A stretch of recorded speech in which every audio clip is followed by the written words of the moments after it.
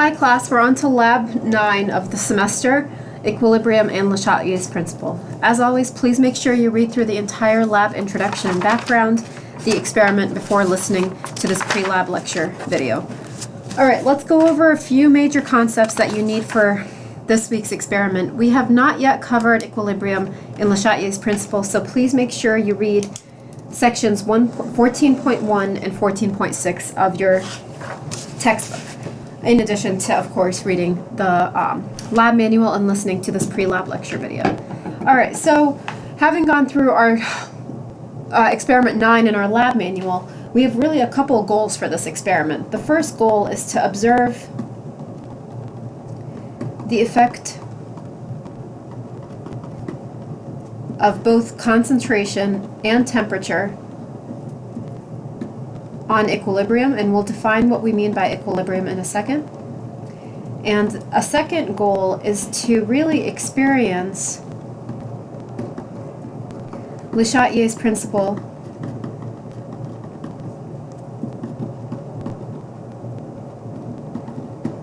firsthand. So we'll be conducting both parts, or really the goal of the experiment is really addressing both parts here. So let's first of all talk about equilibrium and what we mean by chemical equilibrium. So chemical equilibrium occurs when a reaction and its reverse proceed at the same rate. The key word here is rate, okay? So equilibrium says that the rate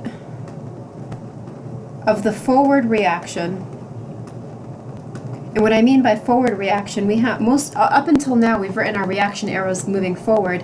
Equilibrium means that the rate of the forward reaction is equal to the rate of the reverse reaction. And we'll go over equilibrium in detail in lecture next week. So based on equilibrium, we actually have a rate law. In the rate law, if we abbreviate what we wrote above, rate of forward is equal to rate of reverse. Each of these rates can be written in terms of your reactants or your products and the coefficients. So this goes back to, again, appropriately balancing our chemical equation. Your rate law is always written in molar concentration. So if you just put on the side note, we always use molar concentration when writing the rate law, and we depict it in a rate law using brackets. So whenever you see brackets, that means we're talking about molarity. And remember, molarity is moles over liter. So keep that in mind. So rate is usually equal to some constant K times, for example, here if we're talking about the forward reaction, so some constant K, the rate of the forward reaction is equal to some constant K in the forward reaction times the concentration of reactant A raised to the coefficient of A times the concentration of reactant B raised to the coefficient of reactant B.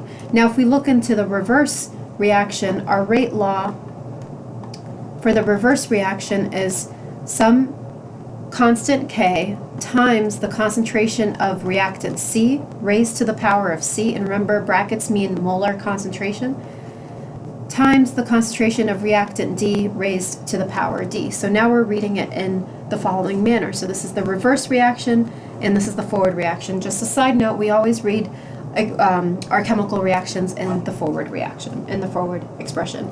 So since our rate forward is equal to rate reverse at equilibrium, we can set these two equal to one another. So we have, Kf times concentration of reactant A times concentration of reactant B, both raised to their coefficients, is equal to the reverse, the constant in the reverse direction times the concentration of C raised to the power of C times the concentration of chemical D raised to the power of D. These are all the coefficients again. So we can rearrange this equation to write an equilibrium expression.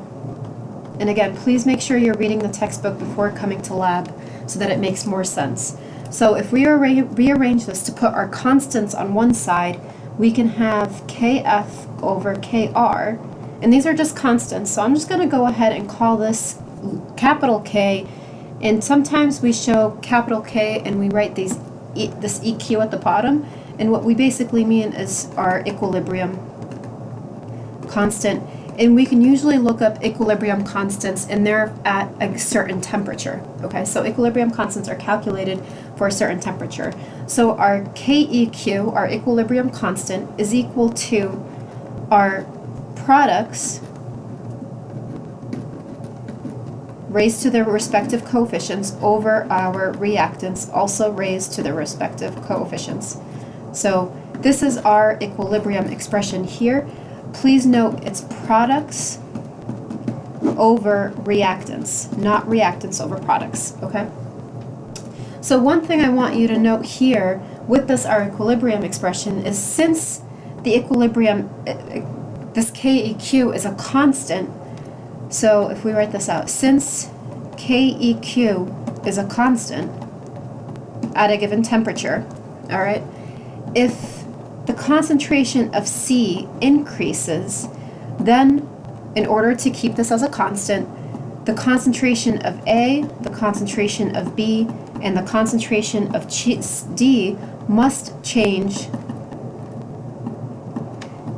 in order to keep our equilibrium constant the same, okay?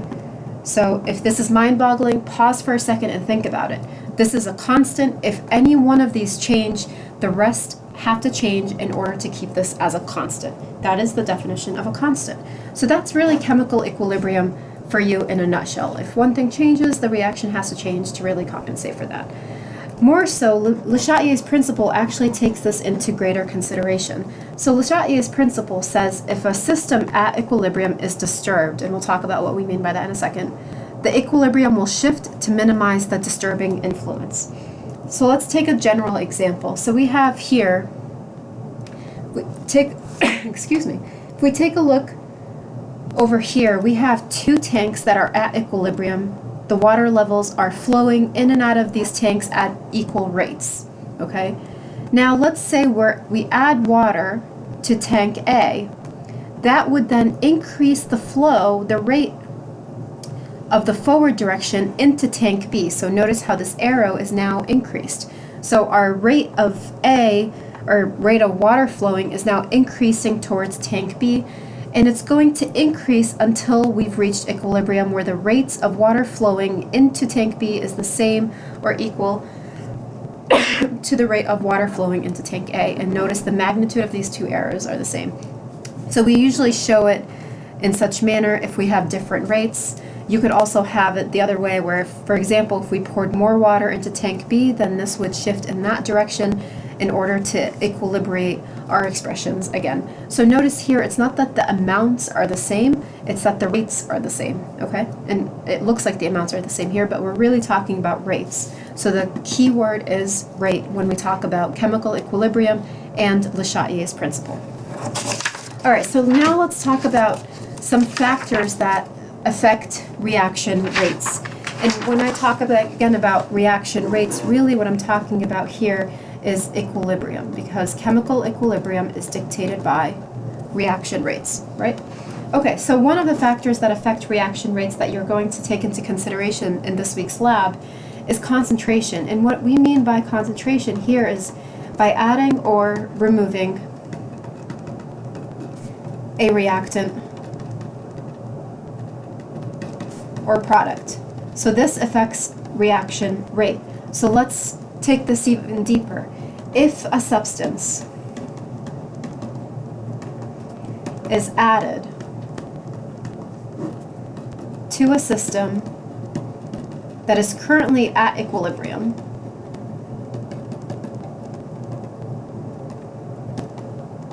the system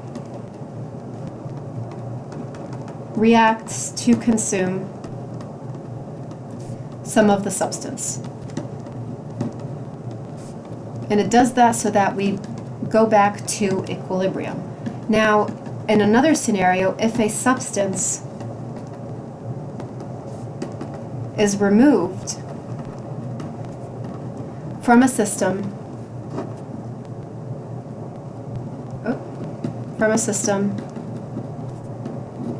at equilibrium,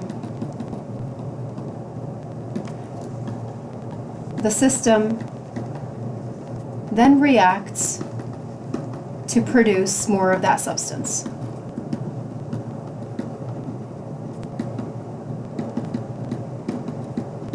All right, so that's really what we mean by concentration. Let's actually do an example here. So if we have hydrogen gas and it's reacting with iodide gas, and our system's at equilibrium, and we're showing that by the double arrow, and this produces hydrogen iodide gas. Now, if we add more hydrogen gas, what's going to happen is that your system is going to shift to the right to produce more HI in order to achieve equilibrium. So this is Le Chatelier's principle in action. Now, if we take the same example, to gas, and the system's initially at equilibrium, we take the same example and let's say we're going to remove iodine gas. What's going to happen? The system will shift towards the left direction to produce more iodine so that the system is at equilibrium again. So effective concentration on reaction rates and equilibrium, and thus equilibrium, is what you're going to be doing in parts A and parts C. Temperature is another factor that affects equilibrium. So here, if the temperature of a system at equilibrium is increased, what will happen is that the system will react as if we added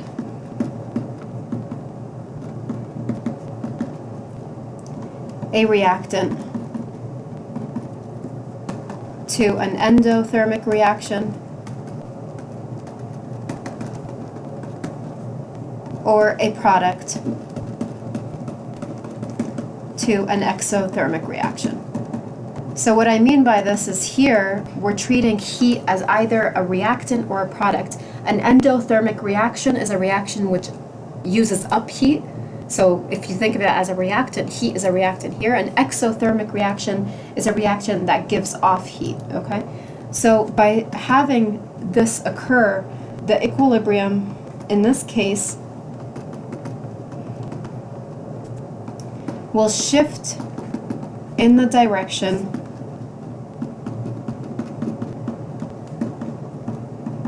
that consumes the excess reactant. And because we're talking about temperature, that could be heat or hot or cold, right? So let's take an actual example so that this might make more sense. If we have nitrogen gas reacting with hydrogen gas, the system is initially at equilibrium, and this produces ammonia gas. And this reaction is an exothermic reaction, so you could actually write heat on the side. So exothermic reaction is one where if you hold your test tube, it'll actually feel hot. So if we increase the temperature of this reaction, another way of looking at it is that, well, let's treat heat as a product, so we're increasing this amount, we're increasing T. So therefore, Le Chatelier's principle tells us the reaction will shift to the left and will produce more of these products, okay? Let's take another example. If we have nitrogen gas plus oxygen gas, this is an endothermic reaction, so it actually uses up heat, consumes heat. These types of reactions are ones if you held the test tube would go, for example, from room temperature to cold. So here, this reaction produces nitrogen oxide or nitrogen monoxide. If we increased our temperature here, what happens is your equilibrium will shift to the right to produce more nitrogen monoxide. So the equilibrium always shifts away from what was being increased. In this lab, the color of the solution depends on the relative concentration of two respective complex ions as they exist in a state of equilibrium. And I'll show you these two colors in a second. So these are really the two factors that you're going to be investigating in this week's experiment. So this is part A. Part C, temperature affecting equilibrium, is what you're going to be doing in part B. So let's dive into each one of these parts in a little bit more detail, specifically with our experiment. So part A, as I mentioned, looks at effect of concentration. Here you have a chromate ion reacting with hydrogen ions that are present from adding HCl.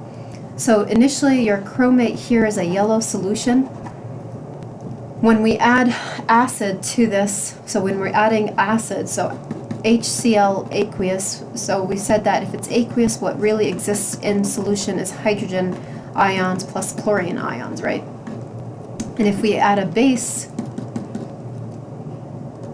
what exists, because it's aqueous, again, what you really have in solution are these two ions, right? So sodium ions and hydroxide ions. So here we're adding a proton source or a hydrogen plus source that will change this ion into a dichromate ion, and you'll see a color change. So addition of HCl in this case is a direct source of hydrogen ions, again, because of what we have here. So that means you're increasing, in this reaction, we're increasing the amount of hydrogen ions. So let me ask you a question. By increasing the amount of hydrogen ions, which way will the equilibrium shift to counteract this change? Take a second, think about it.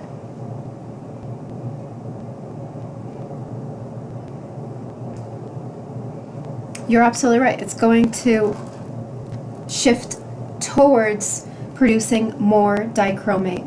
So this right here in lab is step 2 of part A. Step 4 of part A says, well, add sodium hydroxide, because sodium hydroxide is an aqueous solution, therefore it could supply a source of OH ions. By adding OH ions, we then are able to shift the equilibrium back to, or to counteract this change. So by adding hydroxide ions to our dichromate ion now, so one source of, well, actually let's take a step back. Because we have hydrogen ions here, when we add hydroxide ions, you're actually making water. So in this chemical reaction here, by adding sodium hydroxide, the hydroxide ions present in solution, so now we have hydroxide ions reacting with hydrogen ions to produce water. So we're indirectly increasing the amount of water. So if we're indirectly increasing the amount of water, which way will the equilibrium shift to counteract this change? Pause the video, think about it. You're absolutely right. It's going to shift to produce more chromate, and this is where you're going to see a color change. So initially, by adding protons, by adding acid, you're going to produce more dichromate because your equilibrium is shifting towards the right to produce more dichromate. When you add OH ions, you're indirectly adding water, so therefore the equilibrium, we're increasing this concentration, therefore the equilibrium is shifting to the left, and therefore you're going to see a color change of yellow in your test tubes. In part B, we're looking at effect of also concentration and temperature. So in part B, we have a chloro complex and an aquo chloro complex. One's blue in color, one's pink in color. So here really this is relating to step 2. If you can print this in color and bring it to lab, that'd be great. Otherwise, write the colors down. So here in step 2, this reaction is an exothermic reaction, so that means we're really producing heat as a product. Step 3 for this reaction, we're adding HCl to one of the test tubes containing this aquo complex, right? So we started by having this pink aquo complex, and we're increasing the presence of hydrogen ions. So if we're increasing the presence of hydrogen ions, that means we're decreasing the presence of, we're adding HCl, so therefore we're going back and producing this chloro complex blue, and that's why you'll see a color change, okay?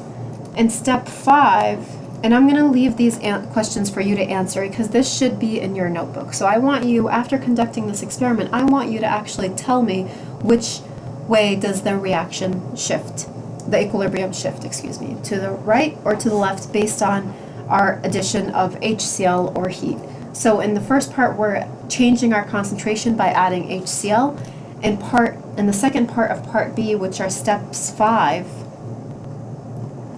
we're changing the temperature. So we're heating one of the test tubes containing the aquo complex. So now we have our aquo complex. We're heating the test tube, therefore we're increasing temperature.